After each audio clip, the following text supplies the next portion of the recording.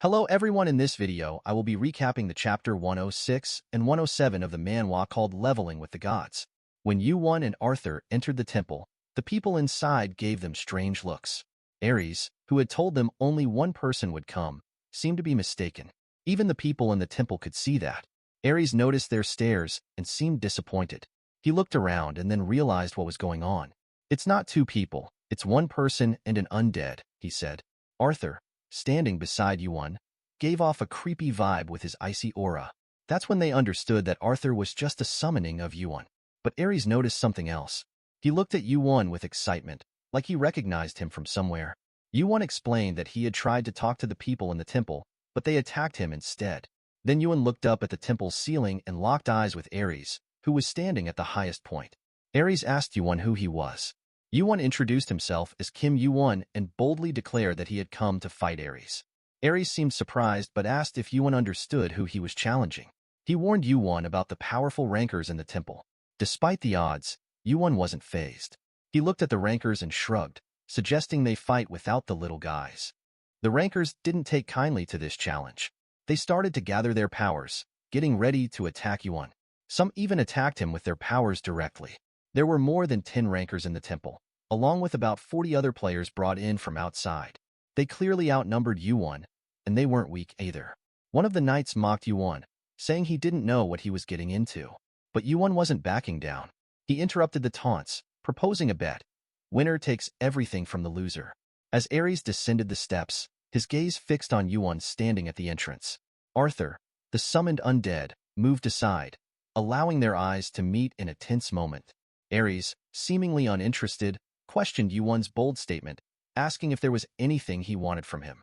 Yuan, with a hint of mockery in his voice, suggested that Aries might not be as clever as the rumors claimed if he didn't know what Yuan possessed. With a sudden surge of power, a bluish aura enveloped Yuan, catching Aries and the gathered rankers off guard. Their astonishment was palpable, for among Yuan's possessions lay something coveted even by the most powerful beings, the Sea Stone, rumored to grant godlike power to its possessor, sought after even by high-ranking individuals. A knight, standing by Aries, intervened, advising Aries to let them handle the situation without his direct involvement. However, before any further action could be taken, a loud impact reverberated through the temple, causing Aries' minions to startle and lift their heads in alarm. Aries, visibly enraged, demanded to know what he hated most in the world, his eyes flashing with fury as he surveyed the room, radiating an aura of bloodlust. He accused them of interfering in his affairs, his eyes turning from white to red as he descended the stairs, coming face to face with Yuan. Aries, looking at Yuan, questioned his confidence in victory. He acknowledged that risking one's life for a single item showed bravery. For the first time, a hint of greed glimmered in Aries' eyes. Born of Zeus and Hera, Aries had been accustomed to getting whatever he desired. However, even for him, acquiring the coveted Stone of the Sea wasn't a simple task. Nonetheless, he agreed to the challenge. As Aries retrieved his weapons, he emphasized the tradition of claiming spoils of war.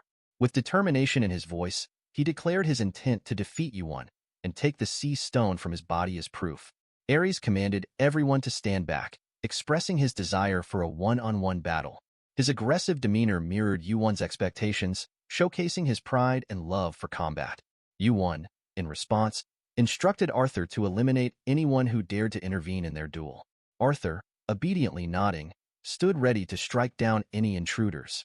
With a sudden rush, Yuan and Aries charged towards each other, their speed kicking up dust in their wake. Yuan swung his sword at Aries, who deftly blocked the attack with his sword and spear.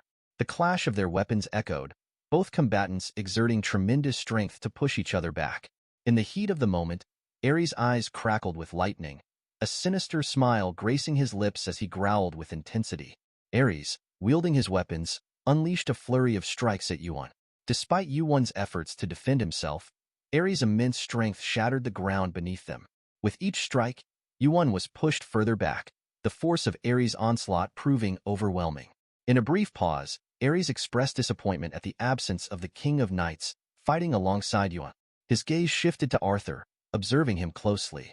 Aries suggested that Yuan utilize his undead companion, questioning why he hadn't employed his necromantic abilities in the battle. Yuan had a firm stance against resorting to summoning the dead or utilizing the King of the Dead's abilities. He deemed it as cheating and had two solid reasons for abstaining. Firstly, he held strong confidence in his own abilities, believing he could emerge victorious without relying on such tactics. Secondly, there was a hidden aspect that needed to be kept secret for now. Aries, initially amused by Yuan's assertion of defeating him alone, displayed a fierce glare as the word cheating struck a chord with him. His pride wounded, Aries unleashed a swift strike with his sword, sending a sharp energy wave toward Yuan. Despite Yuan managing to block the attack, the force shattered the ground beneath them. The battle escalated rapidly as Aries pressed on, exchanging blows with Yuan. Sensing his disadvantage, Yuan activated his abilities, using Cinder Eyes to predict Aries' sword path and activating the sensory zone to anticipate his movements. However, under Aries' relentless assault, Yuan struggled to defend against every strike, eventually being pushed back and slammed into a pillar. As Yuan tried to regain his footing, Aries, with a burst of speed, leaped into the air, aiming to strike Yuan down. The ensuing clash created a massive explosion, shrouding the area in smoke and dust. When the debris settled, Aries appeared on the ground, visibly exhausted and bearing wounds from the penalties imposed by the tower. Seizing the opportunity presented by Aries' weakened state, Yuan wasted no time. Activating Gigantification, he channeled nature's energy through his body, merging his stamina stats with his strength, enhancing his combat capabilities further. Yuan tapped into the power of lightning he had absorbed from Kaini, infusing his fist with its crackling energy. With a burst of speed, he closed the distance between himself and Aries, his arm empowered by the giant's power, and delivered a thunderous punch. As the blow connected, bolts of lightning struck Aries, causing him to grit his teeth in pain. Despite Aries managing to block the strike, the force behind Yuan's attack pushed him back, showcasing Yuan's monstrous strength exceeding 200. Aries, taken aback by the display of power, widened his eyes in surprise as he recognized the skills of gigantification and lightning, similar to those of his father Zeus, manifesting in Yuan's attacks. Yuan seized the opportunity to mock Aries, taunting him with the power he envied the most at Hargan. Unfazed by Yuan's mockery, Aries, with bloodshot eyes and gritted teeth, erupted in anger, shouting at Yuan to stop. Determined to put an end to Yuan's taunts, Aries fiercely blocked Yuan's barrage of punches with his sword and spear, despite the penalties from the tower accumulating. Yuan, noticing Aries' reaction, intensified his assault, launching a powerful sword strike. However, Aries evaded the attack, gripping his spear tightly as he charged at Yuan. Yuan narrowly dodged the spear, realizing that his strategy of provoking Aries was working. With a glare, Yuan warned Aries to watch above him, just as yellow lightning crackled around Aries. In a sudden burst, the lightning bolts descended upon Aries, catching him off guard. Despite his attempts to dodge, Aries was ensnared by the lightning, causing the ground beneath him to shatter. The ensuing blast engulfed the area in dust and rubble, with the lingering crackle of lightning echoing through the aftermath. As Yuan observed the aftermath of his lightning attack, he believed another similar assault would succeed. However, to his astonishment, the dust cleared, revealing Aries charging at him with sword and spear in hand. Caught off guard, Yuan fell victim to Aries' sword strike. Aries proclaimed that the power of lightning belonged to his father Zeus, not Hargan.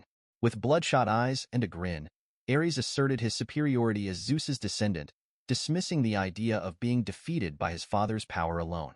Simultaneously, a crimson aura enveloped, unleashing a burst of energy that shook the entire room. The force of Aries and Yuan's clash caused dust and rubble to scatter, shattering the walls and pillars of the Great Hall.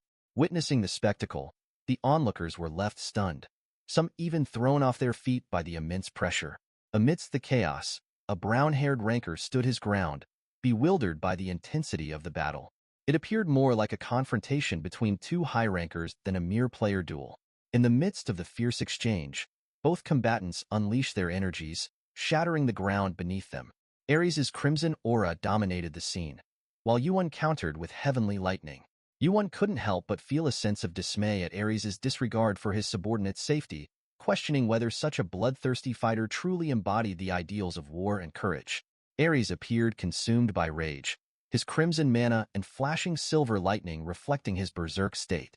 Despite the accumulating penalties from the tower, Aries showed no signs of backing down.